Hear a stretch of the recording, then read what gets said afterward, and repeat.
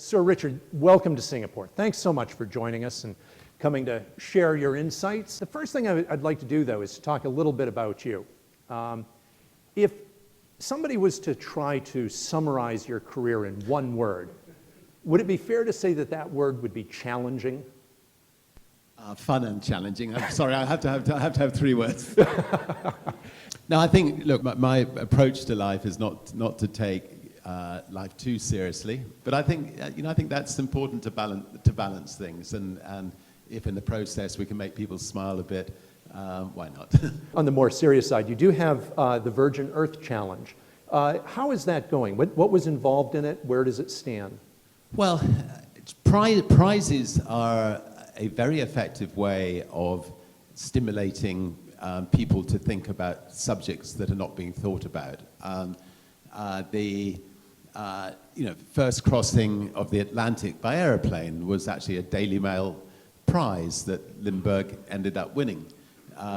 The X Prize was a prize that was put, a $10 million prize for the first commercial spaceship company that put 3 flights into space, and where the people in the spaceship returned successfully to Earth, which we were involved in, and it stimulated a whole new era of space travel. And so we thought, well, actually it was my wife's idea. One day I was talking to her about the problem of carbon in the Earth's atmosphere, and how one day, we could end up with Singapore being underwater and a lot of dire consequences from it. And she just, like a down-to-earth Glaswegian lady, just said to me, surely there must be a technician or an engineer in the world somewhere who can come up with a way of getting carbon out of the Earth's atmosphere. I mean, it can't be beyond the wisdom of man, if they really put their thinking hats on, to do that. And literally, the next day we put up a $25 million prize and said, if anybody can come up with an effective way of getting carbon out of the Earth's atmosphere, then we'd give them the prize. Now, if somebody succeeds at winning that prize, we can literally balance the Earth's atmosphere. If we can actually, let carbon go up to heat up the world, and then take carbon out to balance the world's temperature, we can, the United Nations or somebody can decide, what is the right temperature for the world to be, which I suspect won't be far off where it is today, and keep it there for millenniums to come. There's been something like 10,000 people who've applied for the Virgin Earth Prize, and some extremely talented people are going for it. The Longitude Prize, which George III put up an award for somebody to try to work out longitude and latitude. I mean, it took 90 years for somebody to win that prize. Obviously, we hope that that this prize will be won. It's by no means guaranteed that anybody will be able to achieve it, and therefore we've also set up things like the Carbon War Room to see what to see whether there's other methods of addressing the problem in the meantime. Yeah. That's very exciting. Just out of curiosity, were there any entrants from Asia? We've had entrants from all over the world. I don't think as many as other parts of the world, but there's no question that Asian companies are fast catching up, if not overtaking, a lot of Western countries when it comes to clean energy, and actually leaving some Western countries in the wake. You have a way of bringing cool to whatever you do. Is there any way that we can bring cool to climate change mitigation? That is, how do we make clean tech and carbon taxes cool? If you can see a problem in the world, if you can see a raging fire, fire engines are going to go there, helicopters will scramble, water will be dumped on the fire, everybody will rally around to put a fire out. The problem with climate change is you just can't see it, and although 98% of scientists believe we have a problem, the 2% are funded by the coal industry and the oil industry, and they've got very powerful voices, so they manage to muddy the waters somewhat. What we're trying to do through the Carbon War Room is take a different approach, and that is, I'm a businessman. I've got airlines, I've got spaceship companies, I've got train companies. I put out tons and tons of carbon. And most people in this world come from industry, so we all putting out a lot of carbon. It is in our interests as business people to come up with fun, imaginative ways of reducing our carbon output without damaging our companies. And that effectively is what the Carbon War Room was set up to do. Let's help the shipping industry. Let's help the aviation industry. Let's help the cities come up with wonderful ways of actually reducing our carbon outputs by 30%, 40%, 50%, make us more competitive, and at the same time help the Earth from this carpet of carbon that's going around the Earth. Let's help mitigate that in the years to come. And we've got this fantastic team of people at the Carbon War Room. It's a not-for-profit organization. They're getting out there, they're tackling as many industries as they can afford to tackle.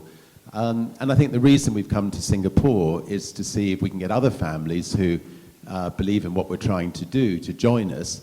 Partly because it's the right thing to do, because we don't live forever, and it'd be lovely if we could leave the world in as nice a world for our children, our grandchildren. But partly because by joining us, we can come up with imaginative ways of saving our companies money. In the aviation industry, we have a team at the Carbon War Room who are trying to come up with the best alternative fuels that can power our airlines that don't emit carbon, but can also be a real competitor to the dirtier fuel industry. And there are wonderful ideas out there. There's a company called Lanzatech in New Zealand that are now setting up small plants alongside aluminium plants and steel plants in China, which are then turning all the rubbish that's going up the chimneys, instead of it just going up into the Earth's atmosphere, it's recycling it, and it's coming out as jet aviation fuel. The absolute perfect recycling. And if every single aluminium plant and steel plant in the world did this, there'd be fuel for every single plane flying in the world, plus fuel left over at the end of the day. So immediately the airline business, which is the most costly element of our business, is fuel, has got a competitor to conventional jet aviation fuel, and that should bring the price down, but also it should bring the taxes down, because governments are apt to use carbon as an excuse to tax, and it should make it cheaper for people to travel.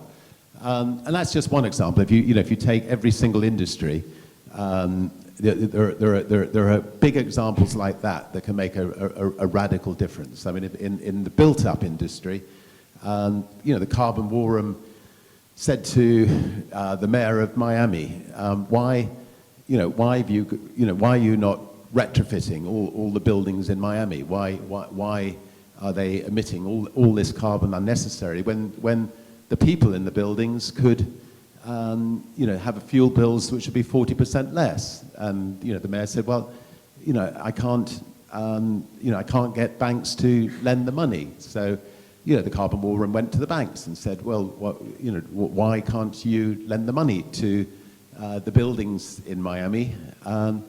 And they said, well, we don't have enough security. So the Carbon War Room went back to the mayor and said, well, can't we come up with an imaginative way of offering them security by maybe putting it onto the taxes of the building? So if somebody leaves the building, the banks are still comfortable that they're going to get their money back. And the mayor went, that's a good idea. And so $1 billion is now going into retrofitting buildings there. And if you can do it in one city in the world, you can do it in every city in the world, and you can reduce costs dramatically. So, the shipping industry, I could go on all day, but So what we're trying to do is, I'm a businessman, is do every sort of single carbon war room transaction in a entrepreneurial way that saves companies money and ultimately, hopefully, will make our world a better place to live in. You told us about why you set up the Carbon War Room, why you established it. Why the name the Carbon War Room? Carbon is an enemy, and I think it says exactly what it is. It's a war on carbon. Most wars are not very nice things at all, but a war on carbon is a good war to have, and it's a rally to arms. What do you think it's going to take for the world to actually start treating it as if we are at war? Because we've just passed 400 ppm concentrations of carbon dioxide in the atmosphere, and yet we seem not to be able to rally the way that you're suggesting. So we have this group that's ready to go to war, but what's it going to take for the world?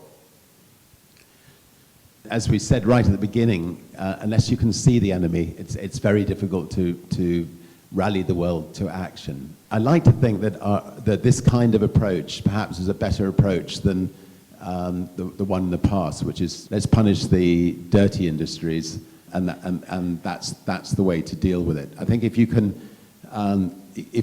actually, yes, definitely take subsidies away from the dirty industries, because subsidies are counterproductive and they don't actually need them in the first place. And if you can then move those subsidies to helping the new fledgling clean energy industries around the world, and if you can make it advantageous for people to use solar and use wind and develop really clean batteries and so on, that little shift I think could make an enormous difference. So I think governments, by changing the playing field slightly, can make an enormous difference. And then it's just up to all of us as business leaders to use our imagination and to see how we can really get our own houses in order and save ourselves money at the same time. You've come to Asia with the Carbon War Room. Why Asia? Why Singapore? And why right now? Well, we have the Carbon War Room. We have wonderful people in London. We have wonderful people in Washington. And we would love to get a group of people here in Singapore working with us who believe in what we're trying to do, whose companies can benefit from what we're trying to do, and who can help us in this region. There's so much new business taking place here, and there are so many imaginative ways of doing it in a carbon-friendly way rather than a carbon-dirty way. Well, so what you're saying then is that there's lots of opportunities for business to reduce greenhouse gas emissions by overcoming barriers and becoming more efficient, and using better technologies, developing better technologies, and by recognizing unmet demands around the world through the marketplace. That's quite a challenge for us. And I think I can speak on behalf of my colleagues in the audience when I say thank you for bringing us together through the Carbon War Room. Thank you. Thank you very much.